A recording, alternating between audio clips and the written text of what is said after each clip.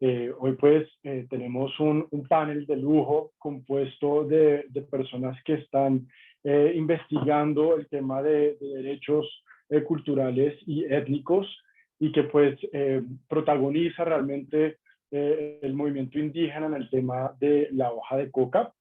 Esto pues es una línea de trabajo en donde tiene mucho interés el CCE de la Universidad de los Andes. Nosotros trabajamos en la investigación sobre cómo se están construyendo estos mercados legales de plantas y sustancias previamente prohibidas.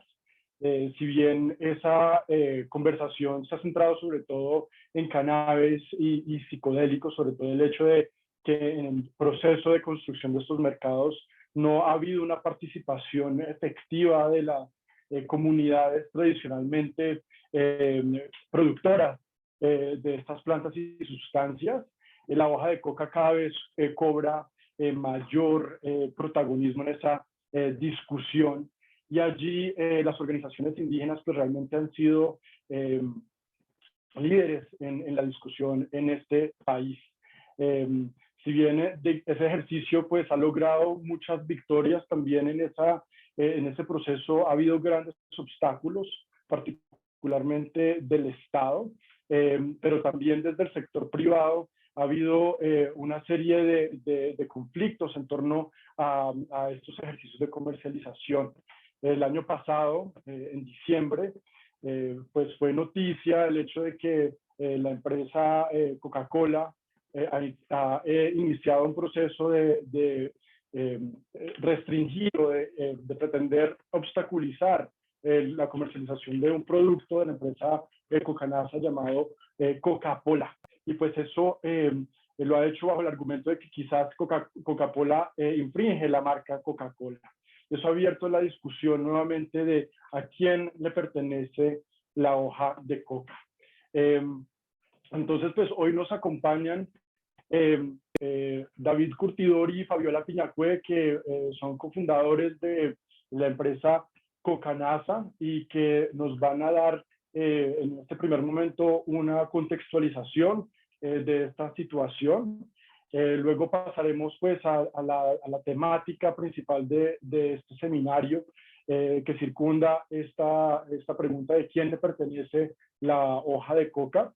Entonces, para arrancar, queremos que nos acompañen pues Fabiola y David, que también nos van a compartir un video que resume un poco la posición de las organizaciones indígenas frente a esta situación. Después de eso, abriremos la discusión en el panel.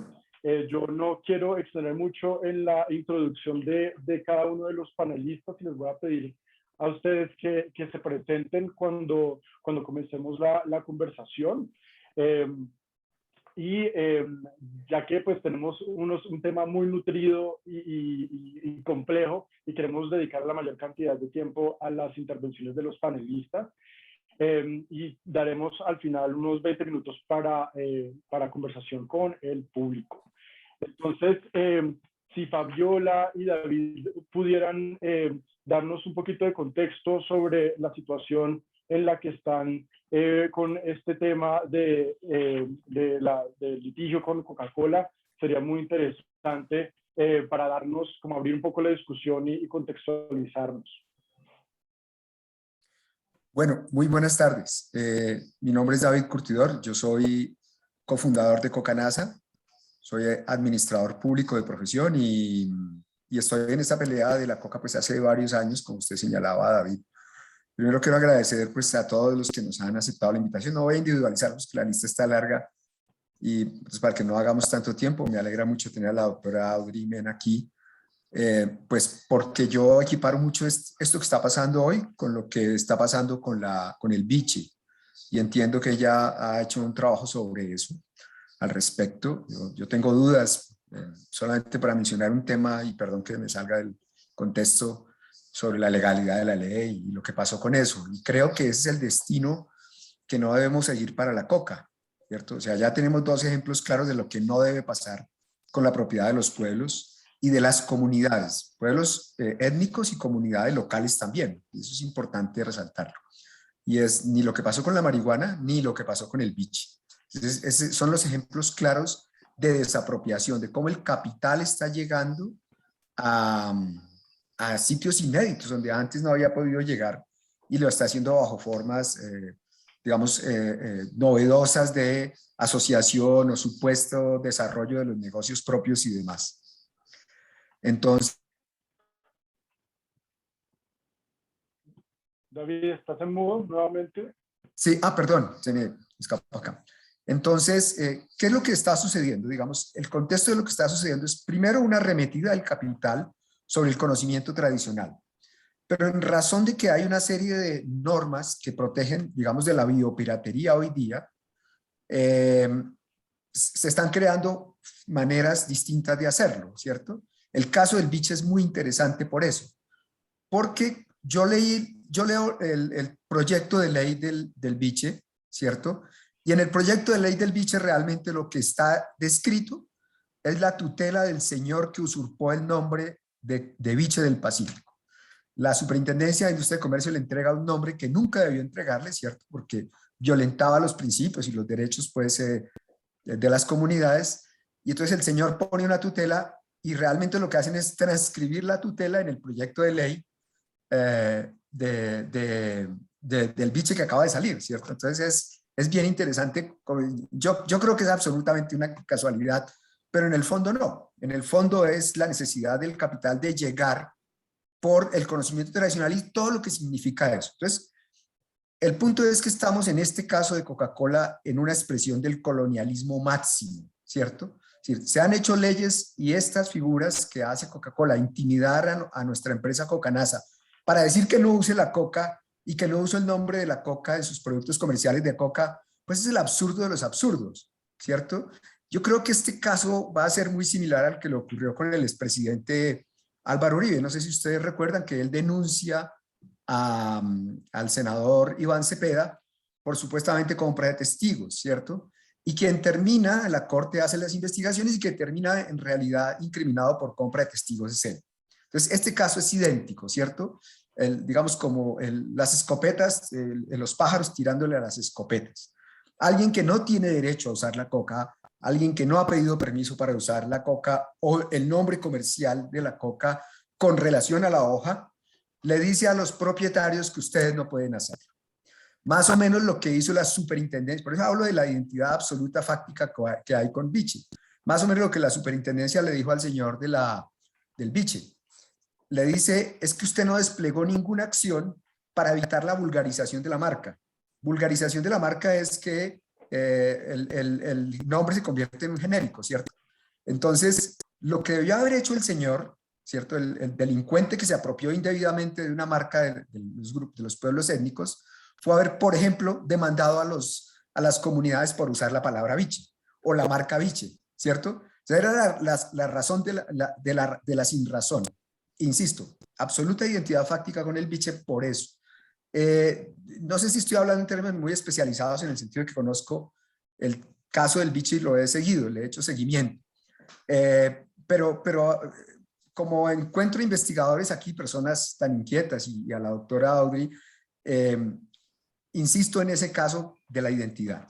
Entonces, nada, es simplemente eso, es pensar que tenemos que enfrentar el colonialismo, estas nuevas formas de colonialismo del capital, que busca maneras de evadir sus responsabilidades y de evadir las obligaciones legales con respecto a cómo hacer bien las cosas frente a los derechos de los pueblos. Simplemente eso, y creo que este caso ya tiene, no solamente en el antecedente del biche, sino en un caso que ocurrió entre 2010 y 2012 a partir de una decisión de la Corte Constitucional que le quita a un particular el nombre de coca indígena y otras marcas comerciales que dio la superintendencia. Ahí también tenemos un antecedente importante de lo que puede pasar ahí. Entonces, no quiero extenderme mucho, dejar allí y cualquier cosa, pues aquí estaremos pendientes y de verdad muchísimas gracias a todos los invitados que han atendido esta reunión. Muy amables. Gracias, David. Pues yo quisiera que Fabiola nos compartiera unas palabras también de contextualización. Fabiola, si nos estás acompañando, creo que sí. Hola, Sí, Fabiola. ¿cómo está, David? Buenas tardes. Muy bien. Un saludo a todos y a todas en este conversatorio tan interesante que es para nosotros. De todas maneras, bueno, nosotros estamos como preocupados de verdad, porque creo que hay un debate sobre la mesa y en la agenda pública en este momento, porque hay una discusión sobre la balanza de la justicia, digámoslo así, ¿no? Sobre la balanza de la justicia en términos de lo colectivo y de lo individual. En el marco, digámoslo así, o en el nido o alrededor del sistema, de un sistema hoy llamado capitalista, ¿no? Entonces, para nosotros, la hoja de coca hace parte del bien común, no hace parte de un bien individual. La hoja de coca hace parte de un bien público, por lo tanto, no puede ser escriturado por ninguna persona. Para nosotros ha sido bastante difícil entender y ha sido una sorpresa muy grande para nosotros encontrar y recibir una nota donde nos dicen que no tenemos el derecho de usar la hoja de coca. Para nosotros, pues fue una sorpresa muy grande porque nosotros no llevamos 100 años usando la hoja de coca, ni a nosotros se nos ocurrió un día utilizar la hoja de coca como a esta compañía Coca-Cola Company, que le dio por usar la hoja de coca cuando no le pertenece. La pregunta aquí es, ¿están ustedes de acuerdo que los recursos y el conocimiento ancestral de los pueblos que están al interior de ellos sean escriturados por multinacionales o por personas extranjeras para un servicio individual, para un beneficio individual? Esa es la gran pregunta que nos hacemos y dejamos sobre la mesa para que tengamos la posibilidad de discutir. Porque para nosotros es muy preocupante que vengan y se apropien de nuestros recursos, de nuestro conocimiento, de nuestra ciencia. Pero lo más delicado de todo eso es que primero vienen, satanizan, hacen señalamientos, desacreditan, como lo han hecho con la hoja de coca, como han hecho con nuestras lenguas, diciendo que no hablen ese idioma que es feo, diciendo que se quiten esos trajes porque son feos, que no coman coca porque la coca hace daño, porque la coca es maldita y que la coca mata. En esos términos han satanizado, pero por debajo ellos sí están escriturando y están haciendo un emporio y esa es una de las formas de la apropiación de los recursos. Y entonces todo lo cultural, nuestra ciencia, nuestro arte, es absolutamente disminuido, digámoslo así.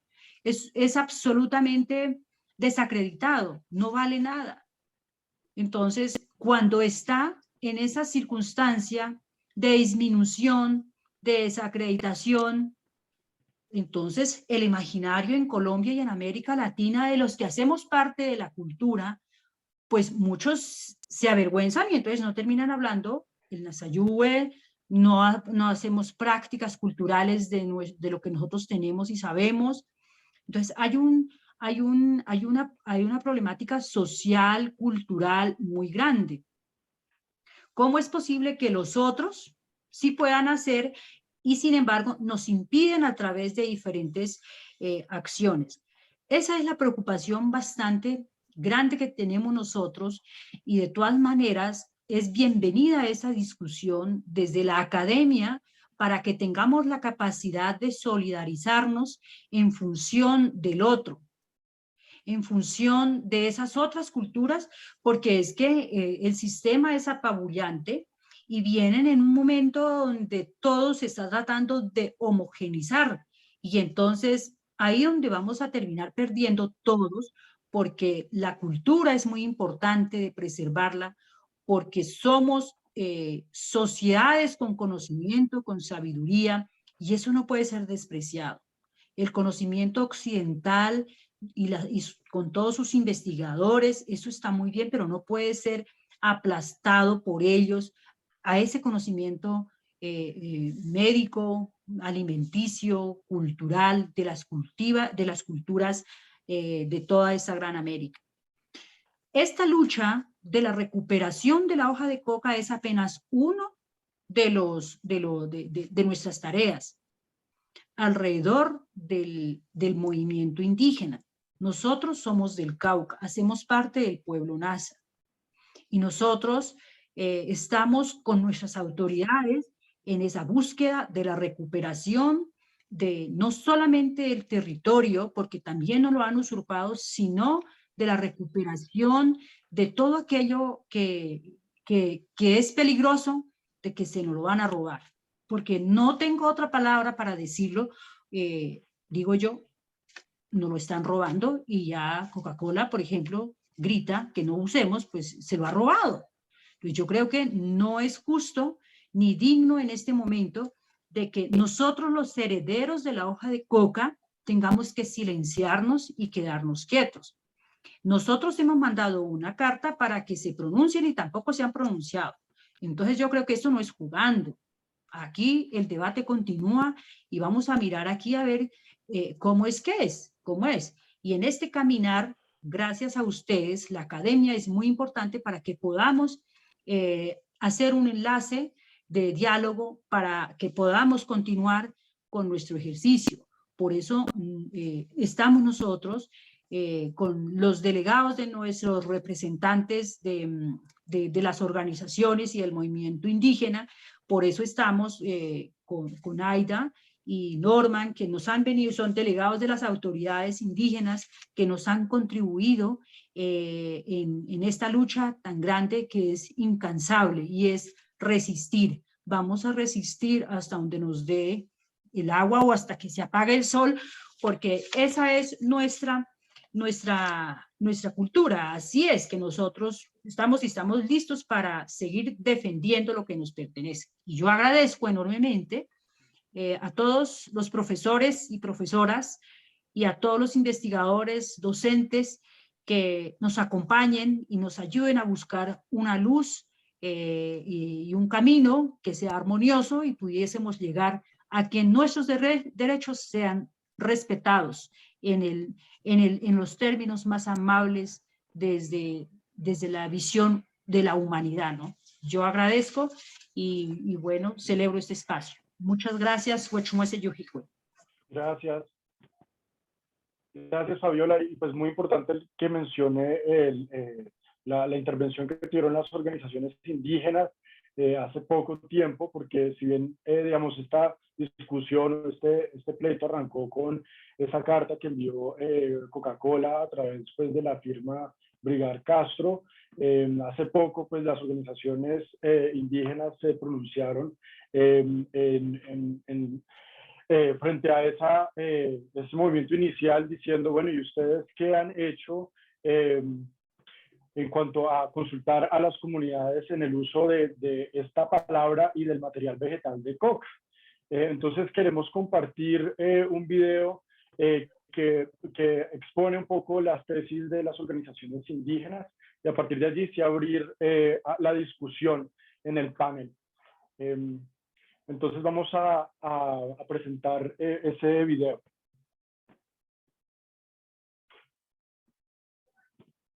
Entonces, seguidamente tendremos el pronunciamiento de parte de los pueblos indígenas, y sobre el cual pues inicia el camino a defender nuestros derechos y a consolidar nuestra libre determinación que nos lleve a salirle al paso a las multinacionales que de alguna manera quieren imponer su modelo cultural y su modelo político en este país y a nivel del mundo.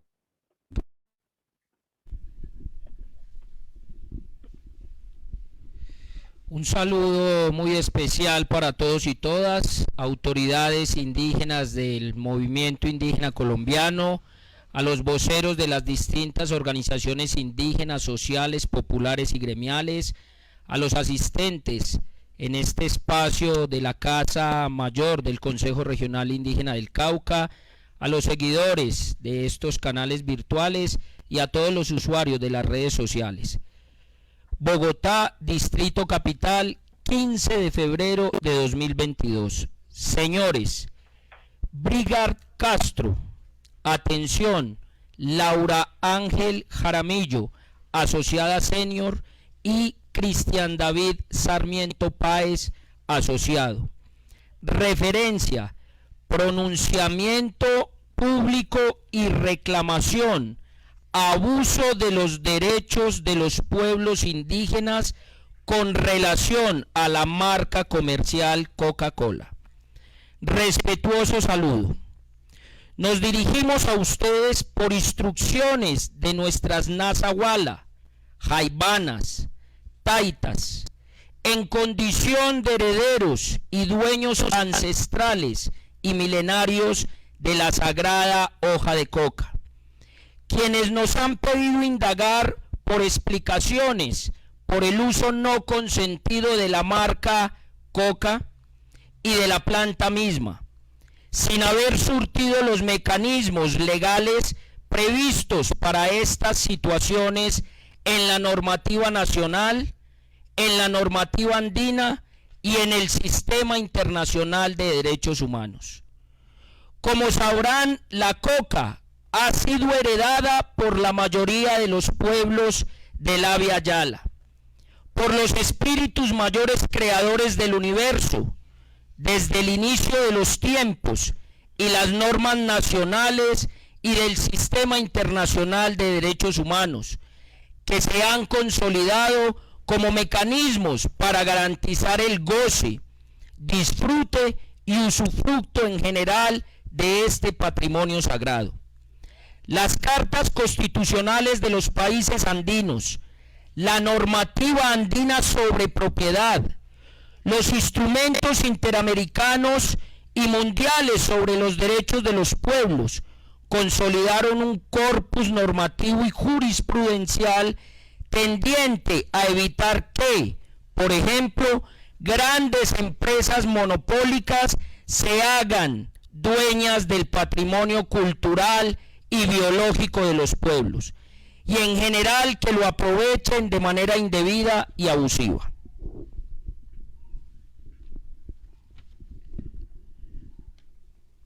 Bueno, quiero saludar de manera especial a todos los pueblos originarios y continuamos pues con esta referencia, esta reclamación por el abuso de los derechos a los pueblos indígenas con relación a la marca comercial Coca-Cola. Entendemos que la empresa que ustedes representan legalmente, The Coca-Cola Company, titular de la marca Coca-Cola, han incurrido en prácticas abusivas contra los derechos humanos de los pueblos, el uso y la marca y patrimonio mismo de la hoja de coca. En virtud de lo anterior y a partir de la fecha, les daremos un plazo de 10 días hábiles para que se sirvan explicar por nuestro conducto a las autoridades indígenas sobre la forma como utilizan nuestro patrimonio y las acciones adelantadas para que cesen de inmediato los abusos a los que hacemos alusión. De no recibir satisfactoria respuesta, estudiaremos las medidas judiciales y comerciales a que haya lugar para sancionar su indebido actuar,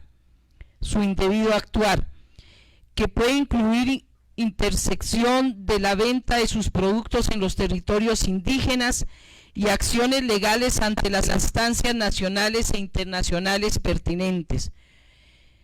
Pueblos originarios de Colombia.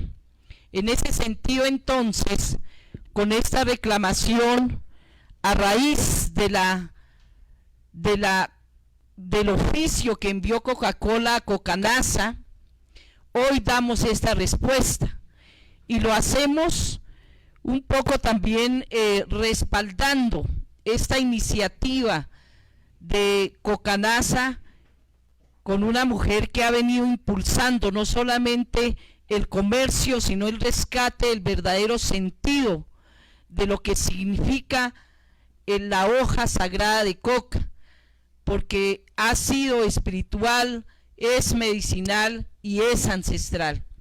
Por eso nos parece importante que con esta reclamación que ha hecho Coca-Cola en impedir el uso, el nombre de coca en nuestros territorios, también por parte de Coca-Cola debe haber una respuesta hacia los pueblos originarios y hasta hacia nuestras autoridades.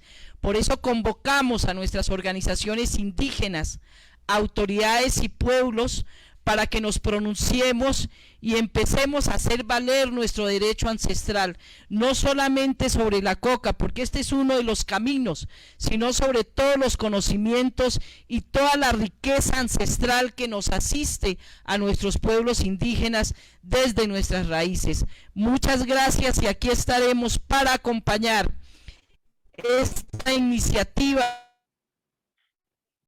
Bueno, creo que recortamos un poco la intervención porque creo que quedamos con la idea y si queremos avanzar en la conversación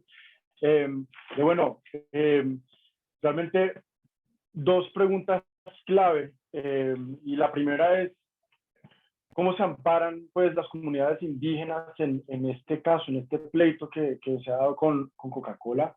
Y pues la pregunta que hacían David Curtidor y Fabiola, y qué deben hacer para enfrentar pues este caso. Y pues yo no quiero ser dedocrático, entonces voy a preguntarle a alguno de ustedes quién se anima pues a comenzar esa discusión sobre el amparo y bueno, y la estrategia que deben seguir en este caso las organizaciones indígenas. Espero que alguien se anime, si no toca ser democrático. No sé, Audrey,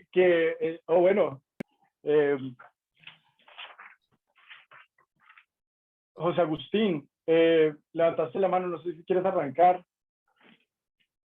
Sí les pido que hagan una intervención corta para poder tener pues un espacio de diálogo, ¿no?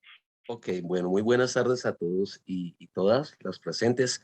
Un cordial saludo a nuestros compañeros y compañeras de la Universidad de los Andes, de la Universidad de Rosario y fraternalmente un saludo muy especial para Fabiola y para David, con quienes hemos venido acompañando esta lucha a través de ejercicios de investigación e intervención ante cortes desde la Universidad Nacional de Colombia a través del Grupo de Investigación en Derechos Colectivos y Ambientales GIDCA.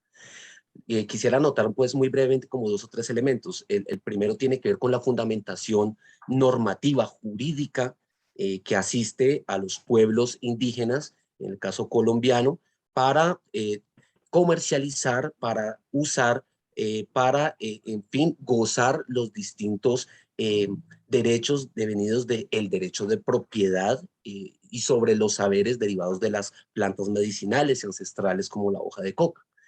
En un segundo momento tendría que ser muy, digamos, como muy explícito. Esto tiene que ver con el retroceso que se ha vivido en términos de los reconocimientos que se han hecho desde 1991 hasta ahora. Y lo tercero es para dónde vamos con todo esto que estamos hablando en la tarde de hoy. Una primera aproximación tiene que ver con que en el ámbito de sus territorios, según el artículo 246 de la Constitución Política de 1991, las autoridades indígenas pueden ejercer, digamos, la jurisdicción no solamente al interior de sus territorios, sino que en clave con lo que está mandatado en el artículo 7º y 70 de la Carta, pues hay una prescripción orientada a la integración de las distintas culturas que conviven en el país. De ahí que cuando se habla del fundamento de la nacionalidad, ¿qué es lo que nos hace colombianos y colombianas? Nos remitimos a este artículo 70. Dice la igual dignidad de todas las culturas que conviven en el país. Y eso, digamos, tuvo mayores, digamos, realizaciones, desarrollos a nivel normativo y jurisprudencial, de modo que la Corte Constitucional y el Consejo de Estado, particularmente me referiré a la sentencia del 18 de junio de 2015 de la sección primera del Consejo de Estado, reconoció en el marco de un litigio que sostuvo nuestra amiga Fabiola Piñacue en contra del INVIMA por una alerta sanitaria en la que exhortaba a no comercializar productos de coca. Y es allí en donde, digamos, al nivel de una alta corte, dentro del ramo jurisdiccional y su competencia, que es lo contencioso, el Consejo de Estado, que es el juez que examina la validez, la legalidad de los actos administrativos, entre otros asuntos, dijo que la autorización que tienen del gobernador del resguardo de Calderas, Fabiola, y la empresa Nasaesh para comercializar sus productos, no se restringe únicamente al ámbito territorial de los resguardos indígenas y de sus territorios, sino que de cara a este mandato constitucional de integrar a toda la sociedad, pueden hacerlo en todo el territorio nacional. Y estas autorizaciones no son simplemente documentos o una autorización sin valor jurídico, son verdaderos actos administrativos con fuerza de ley que por lo mismo fueron registradas en la Gaceta Oficial, que para quienes no son conocedores o conocedoras del derecho, la Gaceta Oficial es el órgano, digamos, el espacio dentro del órgano legislativo en donde se depositan los instrumentos legales que están vigentes en el ordenamiento jurídico. Es decir, las leyes se depositan y se publican allí. Allí está todavía vigente esta autorización, este acto administrativo para comercializar productos. Y comienza el retroceso. El retroceso lo venimos experimentando desde 2014 para acá, y es el desconocimiento de la jurisprudencia y el asalto al derecho.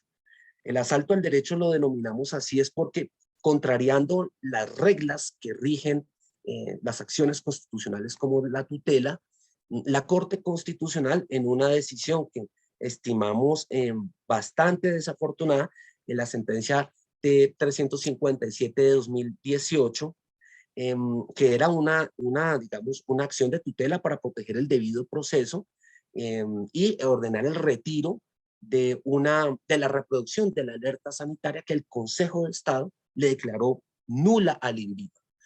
El INVIMA la reproduce en 2018, se acude en tutela para proteger, digamos, el debido proceso de las comunidades indígenas, y la Corte Constitucional en sede de revisión no solamente se aparta de la discusión del caso concreto, sino que invade la órbita de las competencias del juez contencioso. Y dice que lo que dijo el Consejo de Estado no es lo que dijo el Consejo de Estado. Es decir, que no se pueden comercializar productos por fuera de los territorios. Y anuncia un crimen de apartheid, que consiste en indicar que las comunidades indígenas solamente pueden comercializarla al interior de sus territorios. Entonces nos encontramos en la actualidad con que el INVIMA, algunas secretarías de salud han tomado esta sentencia como si fuera el precedente o la jurisprudencia aplicable, y toman ese caso de la Corte Constitucional como si fuera la nueva regla de derecho, que es lo que nos parece preocupante, porque comienzan a desconocer la anterior jurisprudencia, el juez natural de los actos administrativos, y es por esta razón que, digamos, se decidió acudir ante la Comisión Interamericana de Derechos Humanos y ante la Corte, con el fin de que se examine la posibilidad de un estudio de caso. En un primer momento negaron la adopción de medidas cautelares, pero sigue abierta la petición de caso. Y es aquí en donde entra la academia, donde entra el papel de la sociedad en su apoyo fundamental, a través de escritos que se pueden llegar ante la comisión, a través de compartir estos espacios con la sociedad, y que incluso la gente tome conciencia de que hay que tomar productos que podemos encontrar al interior de nuestras comunidades y rechazar como un acto individual y colectivo de protesta la pretensión de Coca-Cola, que ahora de alguna manera pareciera resultar siendo el detentor de la consulta previa para poder utilizar el nombre Coca, y los indígenas y las indígenas pidiéndole permiso a Coca-Cola para utilizar el nombre de su planta. Cuando tenemos instrumentos de derechos humanos también al nivel internacional, para eso pues tenemos el concepto del Tribunal Andino, que con base en el Acuerdo de Cartagena, pues reconoció también en este instrumento judicial de carácter regional, que las comunidades tienen los derechos de propiedad sobre los usos, costumbres e incluso el acceso al material genético derivado de estas plantas que in situ o en ex situ hayan sido domesticadas o hayan sido parte del patrimonio que hayan, digamos, construido estas comunidades a lo largo del tiempo y sus saberes y sus prácticas, como en el caso de la coca, que podemos encontrar registros de hoja de coca de hace 5.000 años o más. Por lo tanto, lo que estamos experimentando es efectivamente un asalto al derecho, un desconocimiento del derecho vigente, y que lo que nos invita es a reaccionar como sociedad, a tomar, digamos, un partido en esto, como academias, como sociedad, y acudir a las instancias que consideremos pertinentes, porque es como un refrito. O sea, ya se había decidido este tipo de casos, ya en alguna ocasión Fabiola y David vencieron incluso a la extinta Dirección Nacional de Estupefacientes con la campaña La Mata. Te pido que resumas, ¿sí? Entonces, no, pues digamos, estamos en este momento en ello. Hay fundamentos del derecho para indicar que las razones jurídicas, normativas, culturales nos asisten, y pues por ello la invitación a seguir haciéndose partícipes todos y todas de esta lucha que se ha encabezado por parte de Fabiola, David y las comunidades indígenas. Gracias, José Agustín. Marta Isabel había levantado la mano y yo sé que también tienes una restricción de tiempo, entonces no sé si quieres hacer tu intervención de una vez. Bueno, muchísimas gracias. Tengo problemas con la cámara. No sé si ustedes puedan habilitar mi cámara porque yo no he podido. Sí, pero, vamos a hacerlo. Pero bueno, muchas adelante. gracias. Bueno, me voy a referir a las 3 preguntas. O sea, yo hablaría de una estrategia que plantearía las 3 preguntas que nos hacen referencia. Muchísimas gracias por la invitación, en primer lugar. Para mí es un honor estar hoy aquí. A ver, les digo, para empezar con la primera pregunta, para amparar a las comunidades indígenas y campesinas con conocimientos tradicionales sobre la coca, ante los riesgos de la apropiación indebida para investigación y comercialización, yo les sugeriría trabajar en protocolos bioculturales, son protocolos comunitarios bioculturales que ha venido trabajando el profesor Gabriel Ricardo Nemogá en Colombia. Y estos son unos protocolos que les permiten a los pueblos indígenas y a las comunidades locales decir sus propios estatutos, donde están las normas y las responsabilidades y cómo van a interactuar con agentes externos o con otras instituciones que vayan a hacer investigaciones. Entonces, pues eso es un instrumento muy valioso, esta posibilidad de utilizar estos protocolos bioculturales, y además de eso acercarse a la definición de patrimonio biocultural, porque la definición de patrimonio biocultural nos permite darle dinámica a ese conocimiento ancestral, en el sentido de que el patrimonio biocultural es considerado en la relación, en la interdependencia que hay, en los cambios que hay en los ecosistemas, y cómo esos cambios dependen de la humanidad, es decir, dependen precisamente de la interacción que han tenido con los pueblos indígenas y con la humanidad. Entonces, los mismos pueblos indígenas han definido en la guía práctica que se elaboró de protección de los conocimientos tradicionales en el marco de la Universidad Nacional, y ellos dicen que el patrimonio biocultural consiste en las múltiples relaciones que tejen nuestras culturas, dicen ellos, en sus territorios, con la comunidad de plantas, de animales, de ríos, montañas y rocas, y que ha sido enriquecido de generación en generación, y tenemos la responsabilidad de entregarlo enriquecido a nuestros hijos e hijas para que las próximas generaciones puedan vivir en sus territorios con dignidad, felicidad y orgullo de sus raíces. Entonces, les sugiero tener un acercamiento al término de patrimonio biocultural. Por otra parte, pasando a la tercera pregunta, porque voy a ampliar más la segunda, Para seguir construyendo la protección de estos pueblos étnicos y comunidades campesinas, propongo no perder de vista 3 asuntos. El primero es que los mecanismos más relevantes para la protección de las sabidurías y los conocimientos ancestrales están en el fortalecimiento de las culturas y territorios de los pueblos étnicos y comunidades campesinas, en su educación propia, el derecho consuetudinario y los mecanismos de control que instauren tanto social y territorial que ellos mismos establezcan. Segundo, es necesario, y les sugiero, basar cualquier esfuerzo para mejorar la protección y manejo de la propiedad cultural e intelectual de los pueblos étnicos y comunidades campesinas, hacerlo con base en los derechos humanos fundamentales, tal como su derecho a la autodeterminación. Y tercero, hay que resaltar la naturaleza dinámica y evolutiva de los derechos indígenas en relación con su patrimonio cultural. Bueno, ahora voy a entrar en la segunda pregunta, que es la que más me interesa, que es cómo seguir construyendo la protección a los pueblos indígenas en el reciente intento de la multinacional Coca-Cola de limitar la comercialización de alimentos y bebidas derivados de la hoja de coca. Pues yo haría mi propuesta con base en el fallo que dio el Tribunal de Justicia de la Comunidad Andina en el 2013, al hacer la interpretación prejudicial de los artículos 135, 136 de la decisión 486 de la Comunidad Andina, en el contexto del caso de la marca Coca Indígena y Coca Sagrada. En ese contexto hay que explotar, digamos, lo que dijo el tribunal.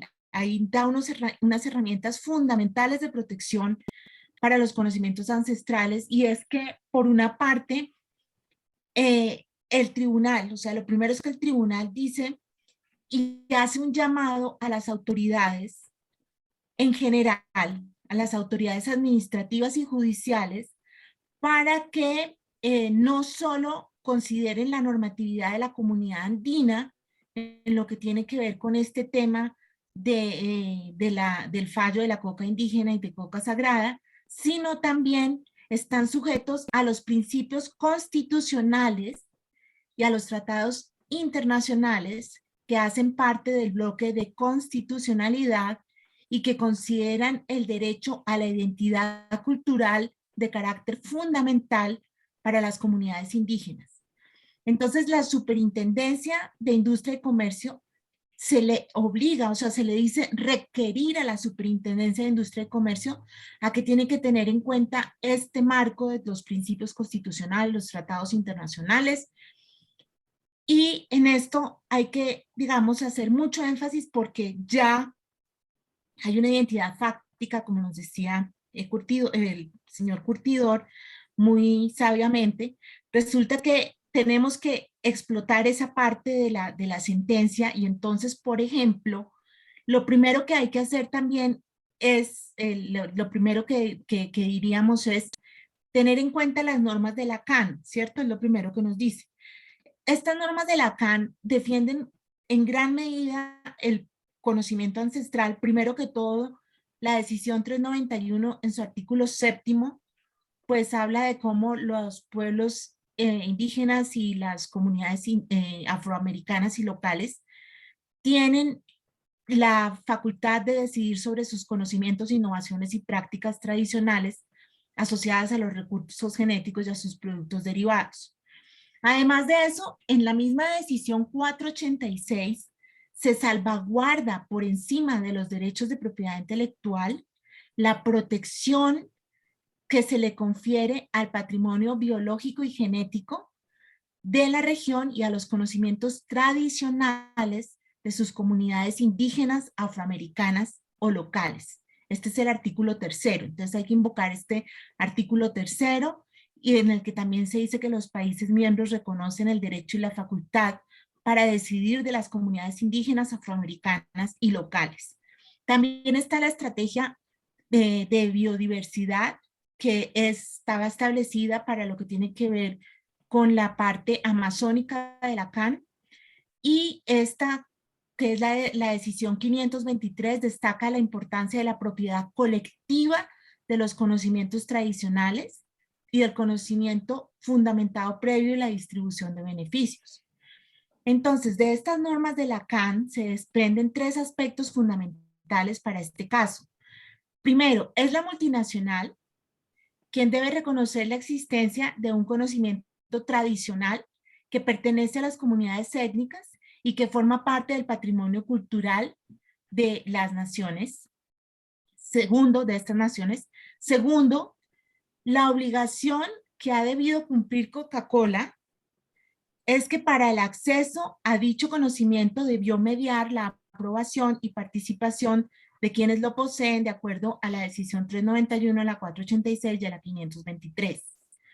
Y tercero, la obligación de que los beneficios derivados de dicho conocimiento se compartan equitativamente. Entonces eso es lo que más bien le espera a Coca-Cola que debería hacer y no lo hizo y no lo ha hecho. Y también valdría la pena considerar que la marca concedida Coca-Cola puede ser la que está vulnerando o es la que está vulnerando un derecho a la identidad cultural de las comunidades indígenas al permitir el registro de la palabra coca sin tomar en consideración los argumentos que permitirían la aplicación del literal G del artículo 136 de la decisión andina. Y por último, como el tribunal advierte que es muy importante que no solo se aplique la normativa andina, sino también todo lo que tiene que ver con los derechos humanos, ya que estos son el soporte de la actuación de todos los operadores jurídicos subregionales. Entonces tenemos que tener muy claro estos instrumentos de derechos humanos. En primer lugar, la Carta Andina para la promoción de los derechos humanos, que en la parte tercera reconoce los derechos de los pueblos indígenas y comunidades afrodescendientes. Tenemos el artículo 36, el artículo 38. Ahora bien, en cuanto a la normatividad relacionada con la protección de las sabidurías y conocimientos ancestrales desde los derechos humanos en el ámbito internacional, como ustedes saben, la pieza principal es el Convenio 169 de 1989. Hay que tenerlo siempre presente. En segundo lugar, la Declaración de Naciones Unidas sobre los Derechos de los Pueblos Indígenas. El artículo 31 es fundamental. También tenemos la Declaración Americana sobre Derechos de los Pueblos Indígenas, DADIN, en el marco de la OEA. Y tenemos la Convención para la Salvaguarda del Patrimonio Cultural Inmaterial de la UNESCO. Entonces, para rematar, hay que tener en cuenta que la misma ONU, por medio de la relatora especial en estudios que se hicieron en 2014, encontró que los derechos humanos se ven afectados por los regímenes de propiedad intelectual en algunos casos, y dentro de esos casos está el derecho de las personas a disfrutar y acceder a su patrimonio cultural, y están los casos de los derechos de los pueblos indígenas y las comunidades locales, que ya ha sido documentada por la misma relatora especial de la ONU. Entonces, tenemos para cerrar esta estrategia de 3 puntos. Por favor, cuenten conmigo para lo que necesiten. Soy Marta Isabel Gómez, líder de la Universidad Externado, y les agradezco muchísimo a los profesores de la Universidad de los Andes que me tuvieron en cuenta para esta participación, y también es para mí un honor, como les digo, estar aquí con ustedes, con los pueblos indígenas, trabajando por el reconocimiento y la salvaguarda de los conocimientos tradicionales. Gracias, muchas gracias. Marta Isabel. Muy completa esa intervención. Doctora Mena, levantaste la mano, no sé si puedes hacer tu intervención, por favor. Como dicen en mi tierra, más doctora usted.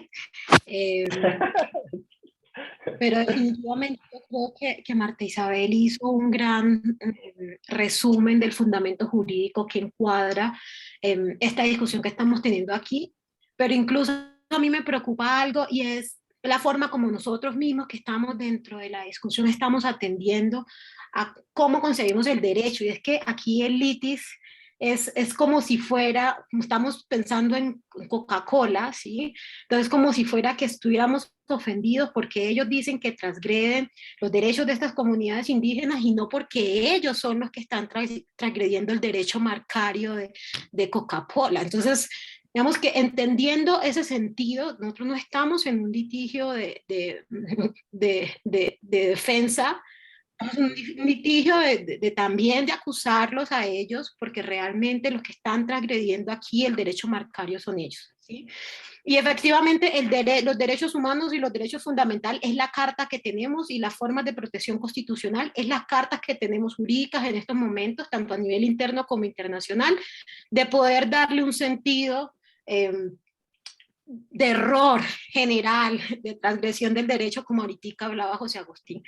Pero yo creo que sí, aquí en los que nos están viendo, creo que tenemos que hacer un ejercicio también pedagógico, y es entender realmente de qué se trata el derecho al conocimiento tradicional y el derecho a este uso de la coca que están haciendo las comunidades. Porque mentalmente y jurídicamente, teniendo en cuenta esta disparidad entre la realidad jurídica, lo que tenemos como instrumento y lo que pasa en las comunidades étnicas, pues nosotros de una vez hacemos la similitud del ejercicio interdependientes de derechos que hay cuando se transgrede un tipo de uso como este. Entonces nosotros hablamos de cuando hay un tema de conocimiento tradicional, entonces no se viola el derecho a la autonomía, a la diversidad étnica y cultural, y eso es claro, y eso no tiene discusión.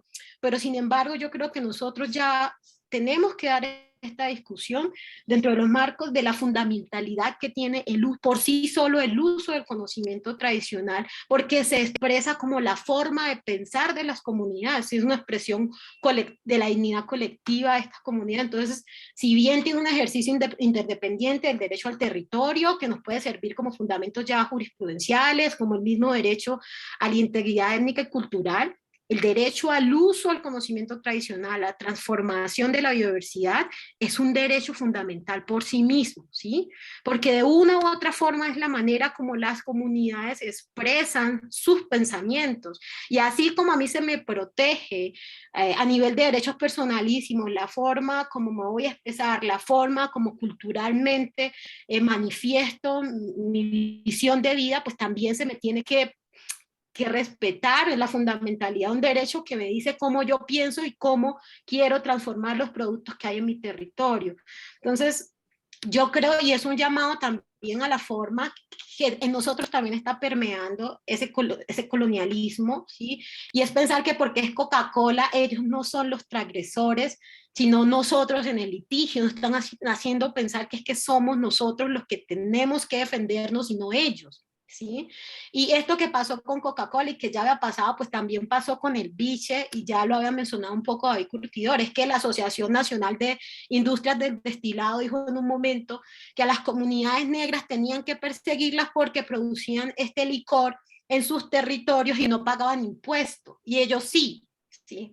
Entonces, digamos, este tipo de discusión y este tipo de, más bien de discurso que nos hacen sentir a nosotros como si los que estuviéramos haciendo mal somos nosotros, es lo que muchas veces hace que esas estrategias jurídicas que utilicemos siempre estén en pro de la defensa y no en pro de que ellos se defiendan realmente, porque si vamos a hablar de derecho puro aquí, de propiedad intelectual, que es lo que rige este relacionamiento económico entre Coca-Cola y su detrimento y su competencia desleal que le estamos incluyéndome, digamos, en esta lucha del pueblo NASA, estamos causando, y eso también nos ayuda a determinar si realmente utilizando las normativas y los instrumentos de derecho internacional nosotros más bien podemos contrarrestar o contraproponer, ¿sí? Y creo que este ejercicio pedagógico también a mí me llena de indignación, y por eso lo hago en las comunidades, y por eso pienso que el derecho puede ser una herramienta de transformación, pero si no lo utilizamos pensando que tenemos una posición diferente, podemos caer en esa misma lógica de entrar incluso a pensar que esto es un tema de que se puede solucionar con una consulta previa, y que no es un tema de que las comunidades están en un negocio y tienen que, se pueden hacer. ¿Sí? Han vivido en la naturaleza, conocen la naturaleza y le pueden dar el uso que quieran a la coca. Entonces aquí no se trata un tema de que si la coca, la hoja de coca es propiedad de las comunidades indígenas. No creo que esa sea la discusión de fondo. Aquí la discusión de fondo es que como hace parte del sujeto étnico, tienen la libertad de poderla utilizar en productos, en la industria, en la academia, en cualquier escenario que lo quieran utilizar. Y esto hay que hacérselo entender de alguna manera, bien sea utilizando los mecanismos jurídicos en materia de derecho andino, o bien sea utilizando los mecanismos de protección internacional de los derechos humanos, ¿sí? Entonces, incluso si lo quieren usar como marca también, ¿sí? A mí nadie me puede decir que no me puedo llamar Audrey, ¿sí? Y es el mismo relacionamiento que hay en ese derecho, ¿sí? Entonces, ustedes no pueden separar y no podemos separar al sujeto étnico, ¿sí?, colectivo del producto, en este caso, que es el resultado de su relación, de su formación en sí.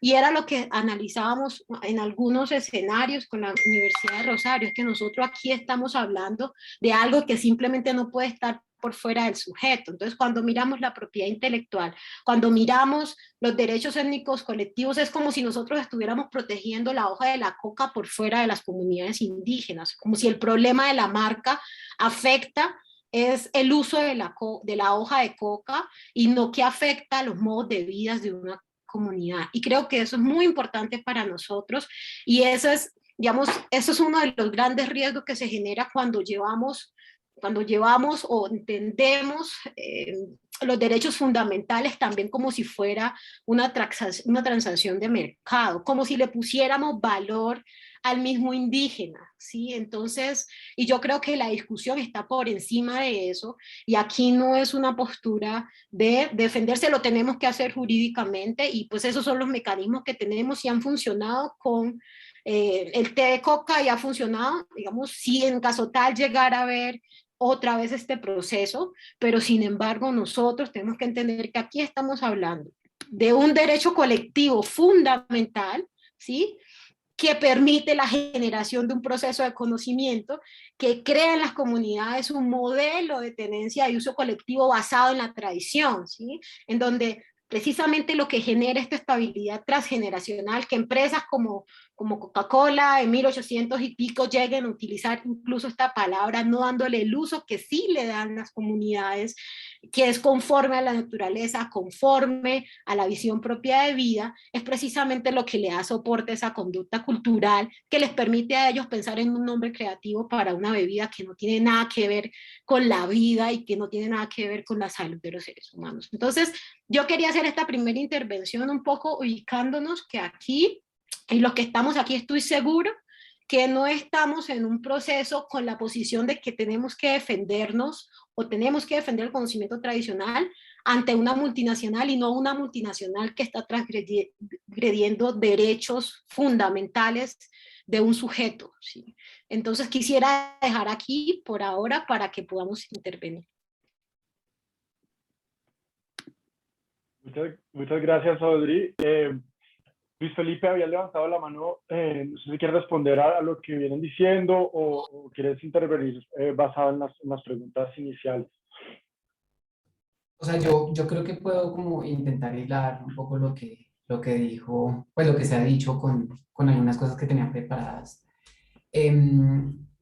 Y pues bueno, primero, buenas tardes, voy a agradecer mucho al CCE de AISUR por la invitación a este seminario y por promover este tipo de espacios de discusión. También un saludo para mis compañeras de panel. Y a mí me gustaría como intentar como dar algunas propuestas frente a las preguntas que se hicieron para este seminario sobre el qué hacer, sobre el qué hacer frente a todo este tema y cómo, como una manera de introducción a la intervención, estoy un poco de acuerdo con la intervención de Audrey, porque no solamente se debe hacer a través del litigio, yo creo que aquí se trata como de unas estrategias un poco más amplias, y pues ya vamos a entrar en ese detalle. Bueno, primero, la primera, digamos, como propuesta que uno podría como proponer para mejorar el estándar de protección de la hoja de coca es incluir a la hoja de coca y a todo lo relacionado con su producción, usos tradicionales por parte de las comunidades indígenas en el listado de bienes de interés cultural y del patrimonio inmaterial de Colombia. que fue un listado que se creó por una ley en el 97, después se aprobó una convención de salvaguardia internacional de la cultura inmaterial y también ese listado tuvo una reforma en el año 2008. Entonces, este paso de reconocer por parte del gobierno nacional, por supuesto, el valor cultural de la hoja de coca, podría significar una oportunidad también como de avanzar en evitar como todos estos problemas que ya han venido mencionando las personas que me antecedieron en el uso de la palabra. Y es una manera efectiva no solo de generar como ese deber de respeto y de protección por parte del Estado, sino que además de impulsar otras acciones como por ejemplo el estudio de la hoja de coca, de nuevo, como desde sus métodos de producción, su nutrición, por supuesto como con la participación de las comunidades. Algunos de los artículos que estaban recomendados ahí en la convocatoria del seminario, particularmente uno de Paula Aguirre y David Ramírez, decían que el efecto de este tipo de esta inclusión de la hoja de coca en ese listado de bienes de la cultura inmaterial, del patrimonio inmaterial, tiene el efecto de que el Estado debe fortalecer, revitalizar, promover y asegurar la sostenibilidad de todo lo que tiene que ver con la hoja de coca. Y eso implica que se habla de cómo se cultiva, se habla de cómo se puede usar y de cómo se comercializa. Y esto es como la parte más importante, porque después de las sentencias que mencionó Agustín sobre los registros sanitarios, yo siento que hay una especie de como de limbo jurídico en el que los productos de cocanasa pueden estar sometidos, bueno, los productos de cocanasa en general, los productos derivados de la hoja de coca, pueden estar sometidos a las arbitrariedades de las autoridades sanitarias.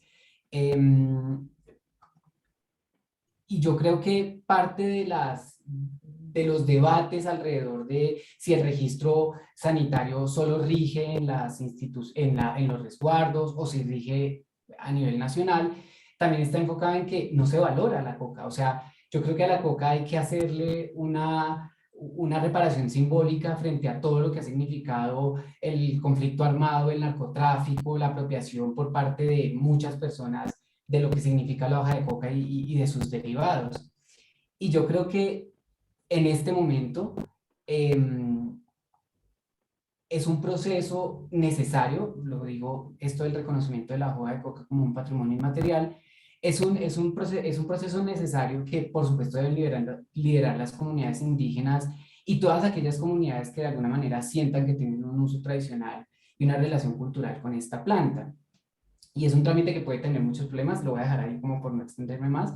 Y yo creo que se sale más allá de la órbita del litigio, que es como una órbita un poco más reactiva, si se quiere, ¿no? Es como intentar atajar goles constantemente por parte de la industria, por parte de las autoridades nacionales, y es literalmente como decirles como, por favor, es necesario reconocer la hoja de coca porque ya tenemos como un camino largo como de precedentes que la protegen.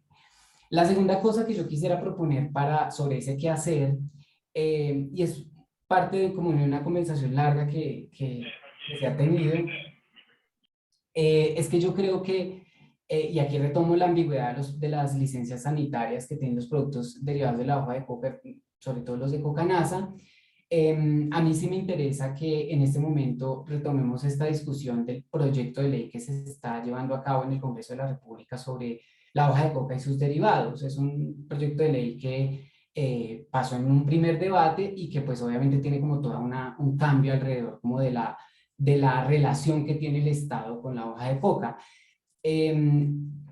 Pues como sin ánimo como de referirme o calificar el proyecto de ley, lo que sí me parece muy importante es que hay un escenario de incidencia legislativa directa, es decir, ese proyecto de ley abrió como un momento de discusión muy importante para solventar justamente como el déficit de protección que hay hoy día para los productos de hoja de coca, la comercialización y en general como para todos estos asuntos que estamos trabajando, que estamos hablando en este seminario.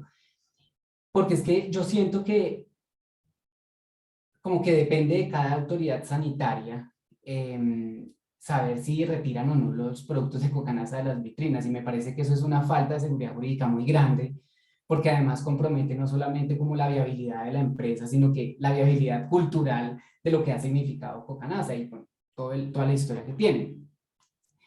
Y yo creo que la importancia de incluir en este proyecto de ley que se está debatiendo y que ha tenido el apoyo digamos, como de los senadores que tienen una representación indígena, la importancia de incluir estas medidas está relacionada con justamente lo que hemos hablado de la distribución de los beneficios económicos de estos saberes y como la protección de la no apropiación por parte de empresas, etcétera. Y dentro de todo el marco digamos, normativo de la protección de este acceso a los beneficios que tienen las plantas, yo quisiera también agregar que recientemente el Comité de Derechos Económicos, Sociales y Culturales recomendó a los estados, digamos en la observación número 25, hacer efectivo el derecho a participar del progreso científico y sus aplicaciones para gozar beneficios, sobre todo aquellas comunidades que tienen algún tipo de relación con plantas. Y entonces esta es como una nueva reiteración de lo que ya se ha dicho en el Convenio sobre Diversidad Biológica, en muchos otros escenarios, y yo creo que este tipo de normativas debe implementarse justamente en ese proyecto de ley y crearse mecanismos como de coordinación entre instancias nacionales e instancias locales o las autoridades indígenas, como para darle validez a todos los actos administrativos que digamos que quedaron como en vilo en esa sentencia de la Corte Constitucional. Yo creo que en este momento la hoja de coca necesita un marco regulatorio, y yo creo que necesita un marco regulatorio que por supuesto entienda como todas las complejidades de los debates que estamos dando, pero que además cuente con una participación grande de todas las comunidades, que no solamente es una cuestión de consulta previa, sino de toma de decisiones, y que yo creo que el escenario está abierto en el Congreso. Por supuesto, ya esta legislatura como está muy corta, pero yo creo que es algo en lo que toca seguir incidiendo, porque me parece que a través del litigio, el litigio algunas veces tiene unos límites muy claros, y es que después de la sentencia y bueno, todo lo que está pasando con la sentencia de los registros sanitarios, ha sido muy difícil, digamos, como entrar a como atajar todos los goles que están en este momento entrando. Yo creo que la comunicación que envió Coca-Cola, lo que está en últimas es amenazando, ¿sí?, con ir más allá de a donde han llegado, aprovechando como este tipo de vacíos. Y yo creo que una legislación al respecto podría servir. De nuevo, es una propuesta y sobre todo es algo que se tiene que conversar como de una manera mucho más profunda alrededor de lo que significaría. Yo creo que estamos en un momento regulatorio en muchos aspectos, incluso en el canal se está viviendo, y es importante que, digamos, desde estos espacios como que comencemos a proponer justamente los mecanismos por los cuales se va a proteger en una posible regulación a la hoja de coca. Dejaría ahí por el momento. Estás con el micrófono cerrado. Gracias, Luis Felipe. Julio, habías levantado la mano. Creo que ahí terminamos la primera intervención de todo el panel, y yo sé que David Curtidor estaría ávido de responder a las intervenciones que ha habido. Entonces, después le daría la palabra a David y luego a José Agustín. Entonces, Julio, gracias por tu participación. Adelante. Gracias a ti, David. Gracias a David y a Fabiola por permitirnos, a Isur y a mí personalmente, intervenir en esta problemática y tratar de meter el hombro. Y nuestro interés, que en Isur, es tratar de pensarnos estos endurecimientos y estos abusos de la propiedad intelectual en relación con el interés público y los derechos colectivos. Así que de esto diré muy pocas cosas, porque digamos que intervenciones así de eruditas y de completas y de estimulantes como la de José Agustín, la de Marta Isabel, o la de Audrey, o la de Luis Felipe, pues lo dejan a uno así. Entonces, solo quisiera intervenir como en dos intuiciones que se basan desde luego en lo que ya se ha dicho, y es en pensarnos, que era una pregunta para el panel, cuál es la ley aplicable, y pensarnos cuál es el régimen jurídico aplicable. Y cuando uno piensa en el régimen jurídico aplicable como gran problema, me recuerda a Goodbye Lenin, y es como una reclamación de una oficina de abogados propiciada por Coca-Cola. Es como una intervención de 1980.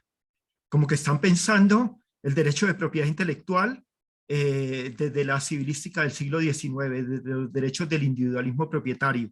Y como que no ha pasado nada en el reconocimiento de los derechos constitucionales, en el bloque de constitucionalidad, en el reconocimiento de derechos colectivos, y simplemente se aparecen con una reclamación venida desde el más egoísta individualismo propietario y derecho de la propiedad intelectual pensado desde el siglo XIX.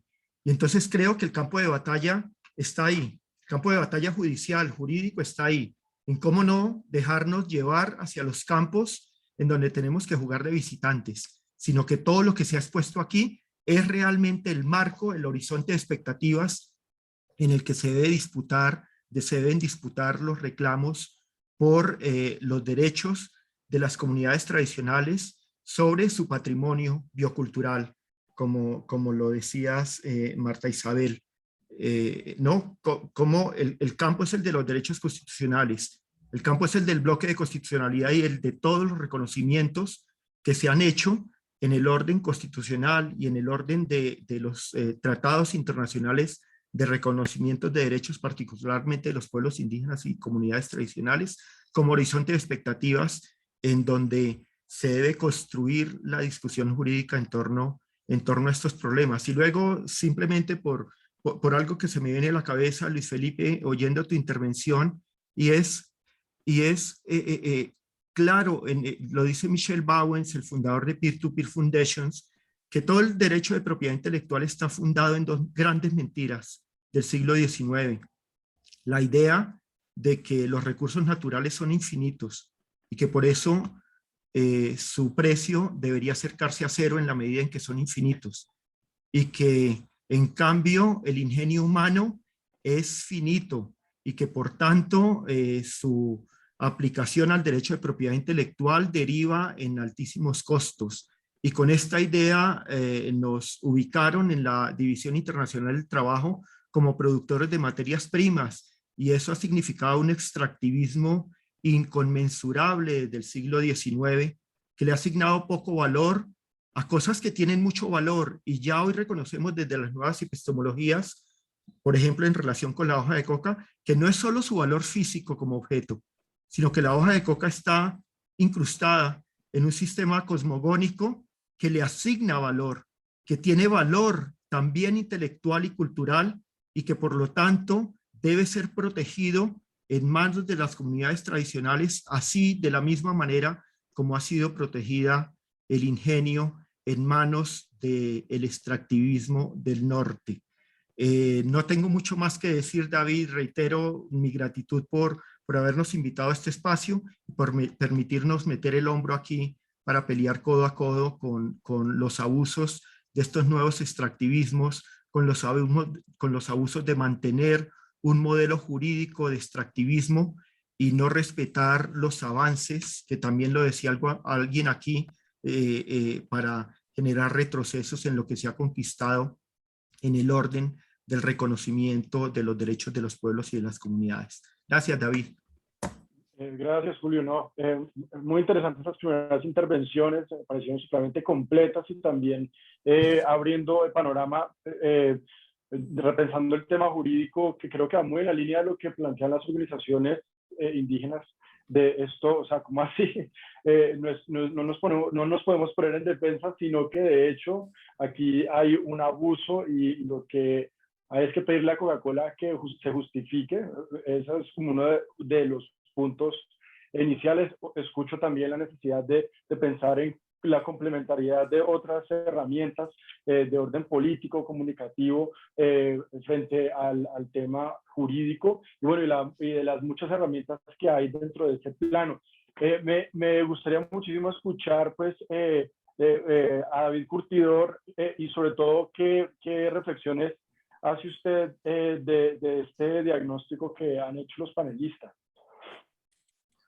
Bueno, muchas gracias. Primero, muy emocionado porque creo que el objetivo fundamental se está cumpliendo, y es obtener insumos de las diferentes voces que nos ayuden en esta demanda. Como se leyó en la carta, como lo leyeron Aida Quilcue y Norman Bañol,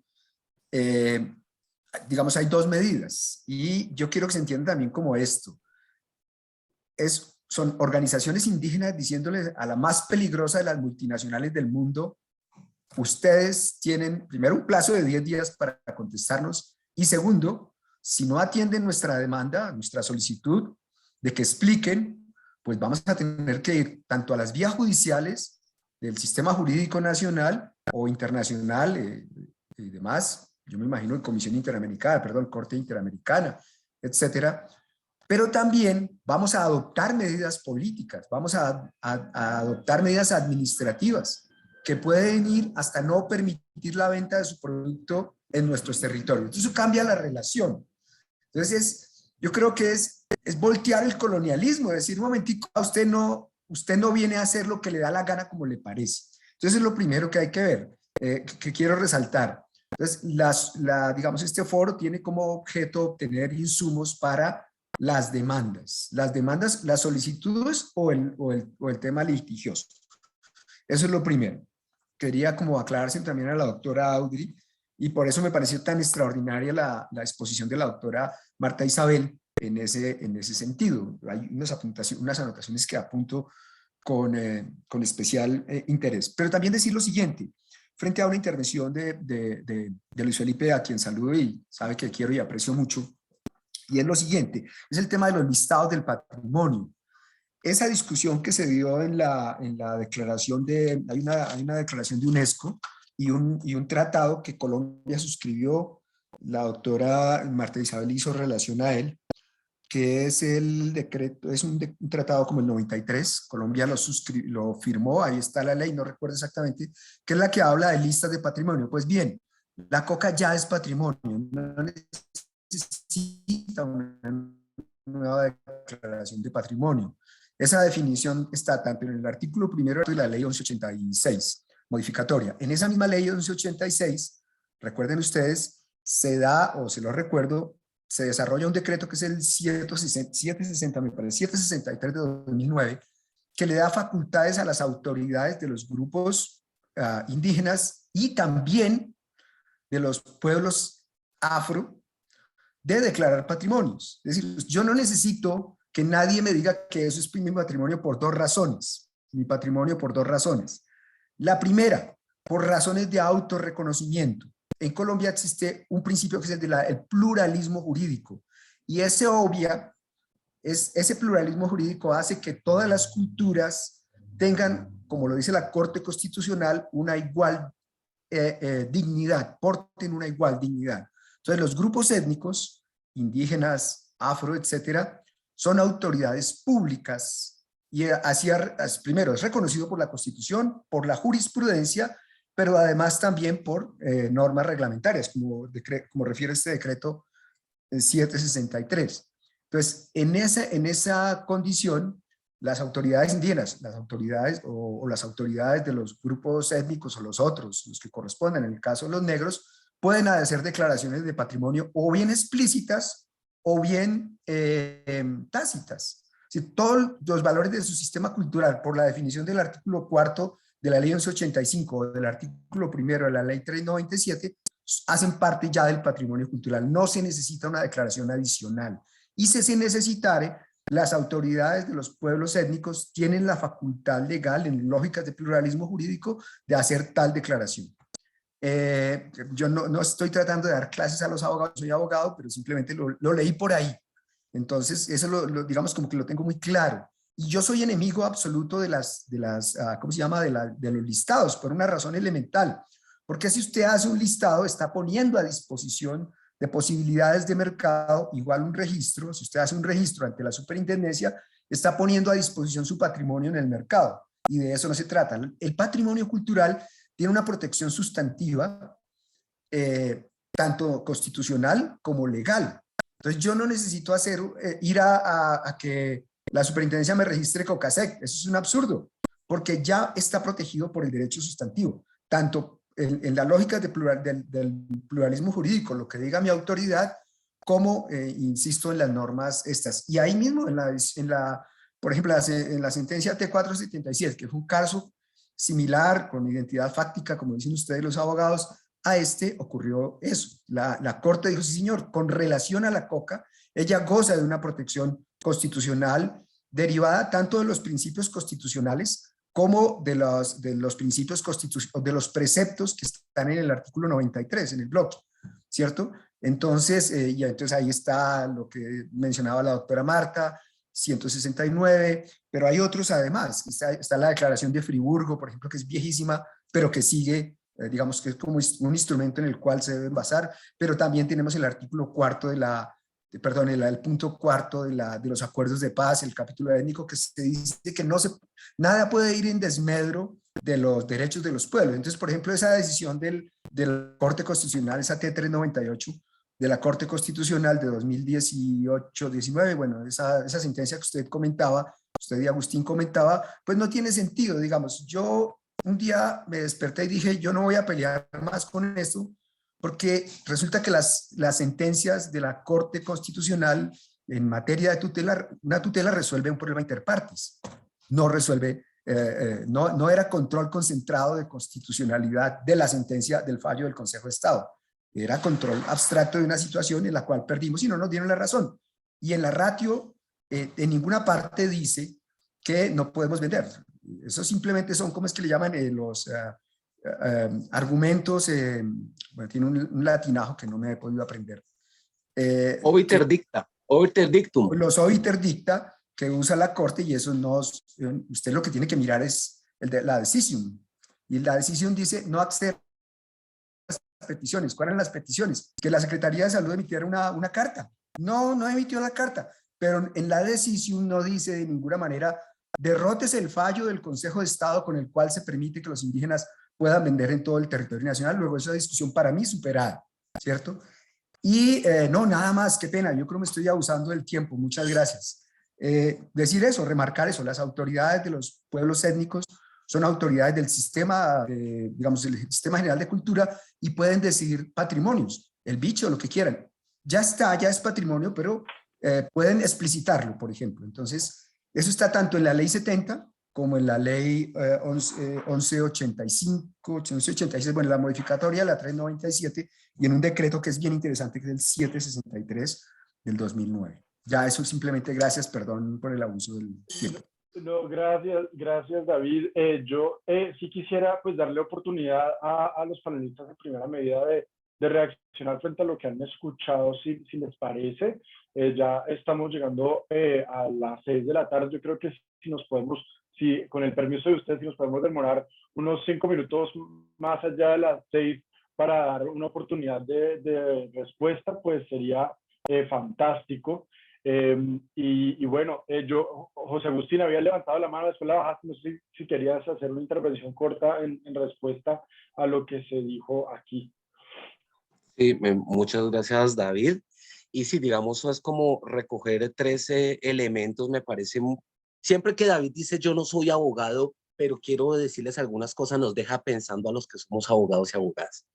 Yo por eso le he invitado a él a que si estudia derecho eso no se va a perder y esa lucha antes se fortalece. Pero bueno, digamos, quiero referirme un poco a algo que mencionaba ahorita Luis Felipe sobre el tema de la regulación y la normatividad.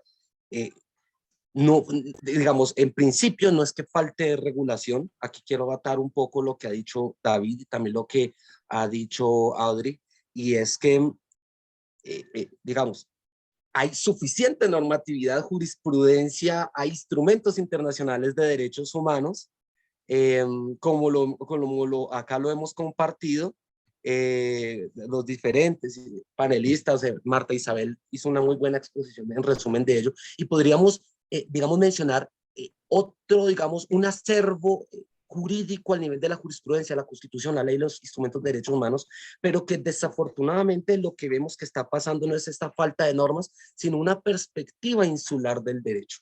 Sobre todo una perspectiva eurocentrista, colonialista y bastante estatista sobre el derecho. Y que todavía seguimos pensando que el derecho se produce únicamente al nivel del Congreso. a través de las regulaciones que emitan las autoridades administrativas. Y pues eso, digamos, ello es una lectura todavía, digamos, bastante insuficiente, desactualizada en torno a un Estado democrático, pluralista e intercultural como es el colombiano. Y frente a esa mirada insular, ¿qué es lo que sucede? Resulta una sentencia de tutela que está tocando un tema que no es tutela contra sentencia judicial, sino, como bien dijo David, interpartes, y termina metiéndose con algo que no le pidieron a la Corte discutir, y eran las competencias del Consejo de Estado. Entonces toman una sentencia allí de tutela para desconocer una sentencia de alta corte en el ramo competencial. O como hace el INVIMA, entonces saca una alerta sanitaria, y alerta sanitaria mata jurisprudencia constitucional convencional, y acaba entonces la decisión andina y todo lo que hemos estado hablando acá. Entonces, ese es un problema bastante grave, y que yo lo denomino es un asalto al derecho, porque profieren cualquier tipo de instrumento jurídico con apariencia de legalidad, y eso dicen que es el derecho aplicable. Y por eso, frente a eso, entonces hay un llamado y la necesidad de tener una perspectiva integral de los derechos, como denominamos en GIDCA.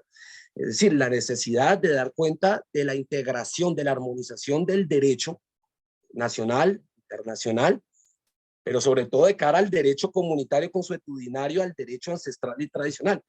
Lo que me lleva al segundo elemento, y es, vuelve y juega, el lugar del derecho. Con esto recojo a Donna Haraway, que es una feminista, y hablaba de los conocimientos situados. Y es, todo conocimiento tiene un lugar de enunciación, y también lo tiene el derecho. Entonces, recogiendo a Adri, es ¿quién dice qué es el derecho de propiedad? Acá hace rato hay unos instrumentos al nivel del Estado, pero también de las comunidades, que en clave de lo que ya está en la Constitución son verdaderos actos administrativos. Así como son verdaderas providencias judiciales, son sentencias, lo que sus autoridades decidan sus territorios. Y que con esto, ¿qué quiere decir de pronto, David? Un anuncio preliminar, lo que vienen diciendo las comunidades en torno a este anuncio temerario de Coca-Cola. Es Coca-Cola la que se puede venir siendo expuesta a un juicio en el marco de los tribunales y jurisdicciones que ejercen las comunidades indígenas, afro y otras tradicionales, a ser sancionada con fuerza jurisdiccional para poder comercializar sus productos en nuestros territorios. Y no al revés, como pretende Coca-Cola. Entonces, es importante saberlo y recalcarlo. Las autoridades tradicionales, ancestrales, en el marco de sus competencias reconocidas por su derecho consuetudinario y por la Constitución del Estado colombiano, emiten verdaderos actos administrativos que a la fecha no han sido desvirtuados. Es decir, ese permiso, esa autorización que tiene David y Fabiola a través de la empresa Nasaesh no ha sido desvirtuada legalmente ante la jurisdicción contenciosa. El juez contencioso dijo, no, es vigente, es legal, y pueden comercializar sus productos en todo el territorio. Esa es una lectura integral, o que se acerca a la integralidad. Y ya en tercer lugar, para culminar esta intervención, es rescatar nuevamente el papel que tiene aquí la academia y la sociedad para presionar estos cambios. Es decir, acá no podemos desligar las luchas jurídicas, políticas, académicas, por ejemplo, de lo que está pasando en el terreno de las redes sociales hoy día. La capacidad que tienen las personas de mostrar su intersubjetividad y demandar estos cambios. Y esa presión que hace la sociedad también es lo que puede echar para atrás a Coca-Cola, porque no basta una demanda, no basta una denuncia. Vamos, acá nuevamente hay que jugar una perspectiva integradora, una visión holística de esta lucha, y que se da a nivel de las comunidades y sus decisiones, a nivel de los tribunales, como lo estamos haciendo. Sabemos que hay abundantes normas que así lo amparan, y también es menester de las academias y de la sociedad apoyar estas campañas que se han venido haciendo para promover, de una parte, el consumo, el respeto, el reconocimiento de los productos ancestrales tradicionales, y el no consumo de Coca-Cola. Y eso tiene un peso inmenso, y eso es lo que hay que seguir haciendo. Entonces, en muy buena hora este espacio recoge esas iniciativas, y por eso hay que celebrarlas. David, compañeros y compañeras que han tenido esa generosidad de invitarnos a ser parte de este espacio. Gracias, José Agustín. Estoy consciente del tiempo, no sé si hay un par de intervenciones más para cerrar. Ha sido una conversación muy nutrida, yo he aprendido ya un montón, y creo que ha sido una real cátedra. También, digamos, las diferentes perspectivas sobre cuáles son los imperativos estratégicos, pero sí quisiera escuchar si hay un par de intervenciones más de los y las panelistas antes de cerrar. Audrey, no sé si querías decir algo, vi que pudiste salir y volver a entrar, o si ya estaba bien, Julio o Luis Felipe. Doctora Audrey, la estamos esperando. Ella tiene...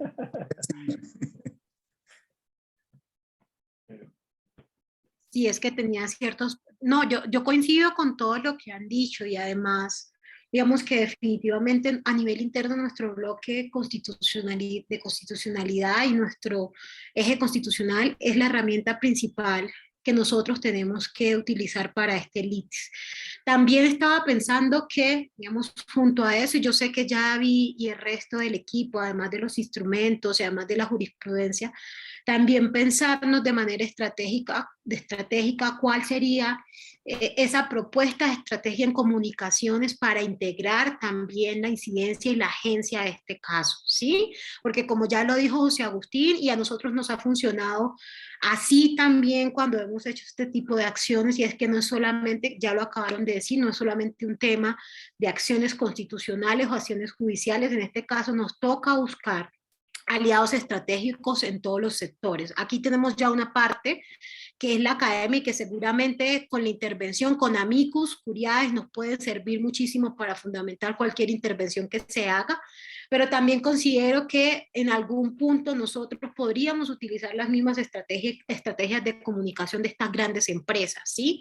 Y eso poderlo hacer a través de activistas y de organizaciones que trabajen este tema de comunicaciones estratégicas y para las incidencias. Eso tenía aquí por decirle. Y voy a hacerme referencia a que muchas veces este tipo de casos llevan o traen como resultado normatividades como la que expedimos hace muy poquito, que dio referencia a David, como lo fue la ley del biche de este 15 de septiembre. Y es que en ese tipo, digamos, cuando nosotros entramos en este tipo de relacionamientos y que queremos tener una respuesta clara frente a esta clase de fuerzas de poder que se unen aquí, también no tenemos en cuenta quizás los riesgos que se generan, claro, y yo en eso estoy de acuerdo con David, para los que pueden incoar este tipo de acciones. De ahí la necesidad de integrar este tipo de casos con varios ejes, varios componentes y varias orillas, que no solamente nos hablen de la transacción económica, de derechos humanos, pero también de la protección de estos líderes como David, como Fabiola, que son los que van a oponer. Creo que es fundamental que ustedes puedan tener una base de aliados, y creo que Julio, quizás con Carisma, con la Universidad José Agustín, Fabiola, podemos también brindarles una base de datos para ese tipo de reacciones cuando estas entidades se sienten amenazadas por este tipo de acciones judiciales. Yo solamente me sumaría a eso y decirle a David y a Fabiola que digamos, desde ILEX Acción Jurídica, nosotros somos 5 abogadas afrodescendientes, nosotras, digamos, podemos compartir, digamos, todo el expediente que utilizamos para incoar la demanda contra la ley de monopolio rentístico, que, digamos, como ya lo hablamos en el chat interno, nosotros vimos que la respuesta constitucional en este caso es toda esa estructura de derecho internacional de los derechos humanos y a nivel interno del bloque de constitucionalidad. Entonces, digamos que eso es lo que tenemos ahora, ¿sí? Y coincido con José Agustín, hay que buscarle una integralidad a este tema, y sería como esa mi intervención. Yo creo que ya todos hemos resumido cuál sería la estrategia jurídica en este caso. Fantástico. Pues no sé si Julio y Luis Felipe alguna palabra más y ya lo cerramos. No, solo una corta intervención para retomar las palabras de José Agustín y de Audrey. Y yo cuando oía a José Agustín y a Audrey, cómo convertimos esto en un nuevo sentido común, incluso cómo estas problemáticas comienzan a trabajarse en las facultades de Derecho en pregrado, en los cursos de propiedad intelectual, para constituir un nuevo sentido común en torno a la propiedad intelectual que involucre, desde luego, como horizonte de expectativas, el respeto de esos saberes ancestrales y de los usos que que estas comunidades hacen sobre sus saberes y los derechos que tienen sobre ellos. Gracias, Julio. Luis Felipe, un llamamiento muy interesante que deberíamos hablar concretamente también posteriormente. Luis Felipe, sí. No sé si querías intervenir. Sí, no, una cosa como para finalizar, ¿no? Yo creo que este diálogo con David lo hemos tenido varias veces. Sí, o sea, yo estoy muy de acuerdo como con todos los riesgos que existe en la interacción entre, digamos, el Congreso y sobre todo los intereses que implica ir al Congreso, ¿no?